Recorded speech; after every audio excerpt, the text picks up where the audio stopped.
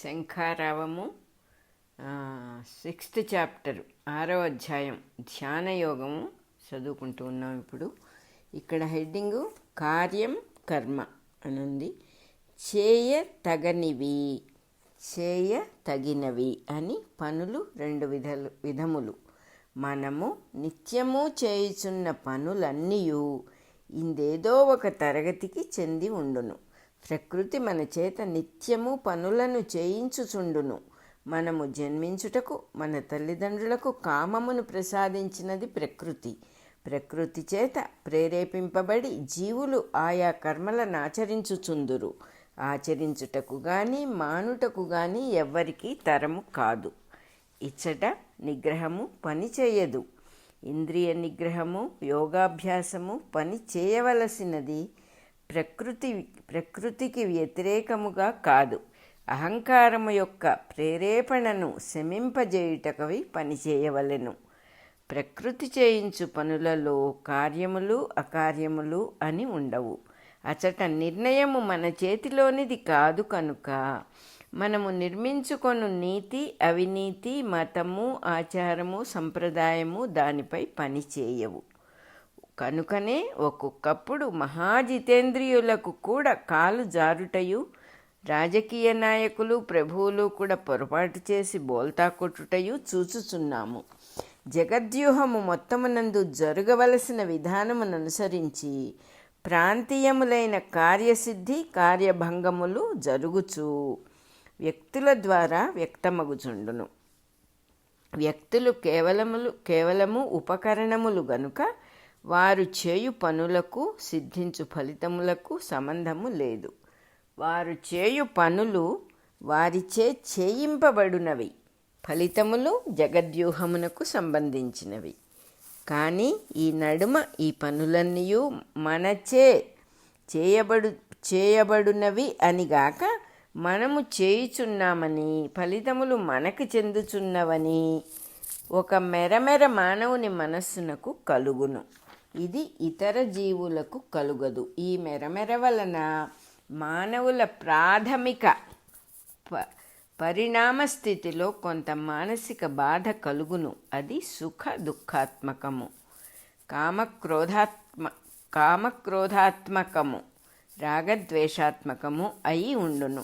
దీనివలన ఒకరిని గురించి ఒకరు తలలు పగలగొట్టుకొనుచుందురు. మరింత ప్రాథమిక పరిణామమున ఈ పగులగొట్టుకొనుట భౌతికముగను, కొన్ని జన్మల అనుభవము తర్వాత వైజ్ఞానికముగను ఉండును. అట్టివారు 1000 మందిలో ఒక్కడు మనము చేయుచున్న విధానములో దోషమున్నది అని గ్రహించి అర్థము చేసుకొనుటకు ప్రయత్నించును. ఇట్టివారు 1000 మందిలో 999 మంది తమ మనస్సును ఇంద్రియములను ఈ పరిశోధనకై వినియోగింతురు. కానీ ఇంద్రియములు మనస్సు కామక్రోధములతో కూడియుండును కనుక చేసిన పరిశోధనలు తనకు నచ్చిన ప్రణాళికనే అగును గాని పరిష్కార మార్గములు కాజాలవు. మిగిలిన బుద్ధిమంతుడొక్కడును తన మనస్సు ఇంద్రియములు తనవియే గాని తాను కావని గుర్తించును. అతనికి కర్మాచరణమునందు చక్కని కౌశలమే అలవడును. అతడే మోక్షమార్గమునందున్నవాడు. అతని దృష్టిలో జగత్కర్మలన్నీ సత్కర్మలే. కానీ ఏ కర్మమునెవడెందుకు చేయుచున్నాడో అను దృక్పథమును అనుసరించి సకల కర్మలను సత్కర్మలు దుష్కర్మలుగా 2 తరగతులుగా ఏర్పడును. కుమారునకు పెండ్లి చేయుట శుభకార్యమే గాని ఆస్తి కోసము మతిలేని పిల్లని చేసినచో అది అకార్యము అగుచున్నది. ఏ కర్మ కష్టములకు సుఖదుఖములకు రాగద్వేషములకు మనసు దారితీయించునో అది అకార్యము. దేనినాచరించుట వలన మనస్సుకు పరిష్కార మార్గము లభించి మనస్సునకు బదులు మనము పనిచేయుట జరుగునో అది కార్యమైన కర్మ అనగా చేయదగిన కర్మ. ఈ నిర్ణయము సరి అయిన దృక్పథము వలన కలుగును గాని కేవల శాస్త్రాధ్యయనము వలన కలుగదు. మనము చేయు అన్ని పనులను గూర్చి అన్ని పనులను గూర్చి శాస్త్రాదులలో వివరముగా చెప్పబడి ఉండుట సాధ్యము కాదు కదా. ధర్మశాస్త్రము, అర్థశాస్త్రము మున్నగునవి మార్గదర్శకములుగా కొన్నిటిని తెలియచేయునవే గాని నిత్యము ఆచరించుచున్న చిన్న చిన్న పనులను గూర్చి చర్చింపవు. కనుక బుద్ధిమంతుడు తన సంకల్పమును ఫలితములపైకి పోనీయకుండా చక్కని దృక్పథము నేర్పరచుకొని శాస్త్రమర్మములను గ్రహింపవలెను. ఇక కర్మఫలములను ఆశ్రయింపనిచో కర్మాచరణం ఎందులకని కొందరి సందేహము. ఇచట సత్యము గమనించినచో కర్మఫలములు తన మనస్సునకు సంబంధించినవి గాని తనకు సంబంధించినవి కావు. చేసిన పనికి ఫలితములు ఎప్పుడునూ అనుకున్నట్లు ఉండవు. ఇక ఫలితములపై దృష్టి పెట్టి లాభమేమి?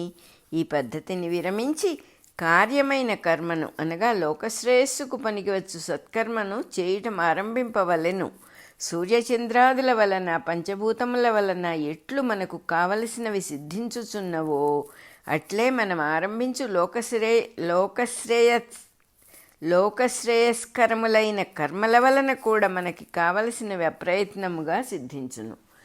ప్రయత్నము తనను గూర్చి అయినచో ఫలితములు వేరుగా ఉండును. కనుక దుఃఖములు బాధలు కలుగును.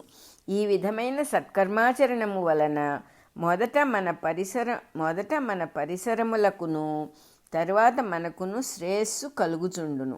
పంచభూతములు, సూర్యచంద్రాదులు, విద్యుత్తు, మనస్సు, బుద్ధి, ఇంద్రియములు, దేహధాతువులతో పనిచేయుచున్న ఆహార విహారాదుల పచనాది క్రియలు, రసాయనికములైన పరస్పర పరిణామములు మున్నగునవి కేవలము శక్తులు కాక ప్రజ్ఞామయములై ఉన్నవి. ఈ ప్రజ్ఞలనే పెద్దలు దేవతలు అందురు. మనము దేవతల వ్యూహములను అర్థము చేసుకొని సత్కర్మాచరణము ప్రారంభించినచో దేవతలిచ్చు సత్ఫలితములు మనకు కూడా సంక్రమించును. దేవతలు ప్రత్యేకముగా మన కోసము చేయరు గాని వారు చేయునది అప్రయత్నముగా మనకు కూడా సంక్రమించును. ఈ విధమైన కర్మాచరణము అలవరుచుకునినవాడు సరి అయిన అర్థమున సన్యాసియు యోగియు అగుచున్నాడు. అంతేగాని వర్ణాశ్రమ ధర్మములు మానినవాడు పనులు మానినవాడు మాత్రము కాదు. ఇట్టి అవగాహనతో చేసిన కర్మాచరణము వలన లోకోపకారము జరుగునని నమ్మరాదు. మనము చేయకపోయినను ప్రకృతి తన సృష్టి కార్యములను నిర్వహించుకొనుచునే ఉండును. కనుక మనం ఆచరింపవలసిన పనులకు ఫలితం ఇతరులను ఉద్ధరించుట కాదు. ఒక సత్కర్మ ఎవని ద్వారమున జరిగినదో వానికే ధన్యత, అనగా వాని సంస్కారములు బాగుపడి మనస్సు ఇంద్రియములు పరిశుద్ధమగుచుండును. ఇదొక్కటే సత్కర్మకు ఫలితము కానీ లోకోపకారము కాదు. 1వ శ్లోకం అయిపోయింది. ధ్యానయోగంలో 1st శ్లోకం అయిపోయింది. లోకమున కొందరు సన్యాసులని కొందరు యోగులని వ్యవహరింపబడుచుందురు. పైన చెప్పిన మార్గమున అవలంబించిన వారు ఫలితములను సన్యసించిరి గనుక సన్యాసులు, యోగస్థితి చెందినవారు కనుక యోగులు.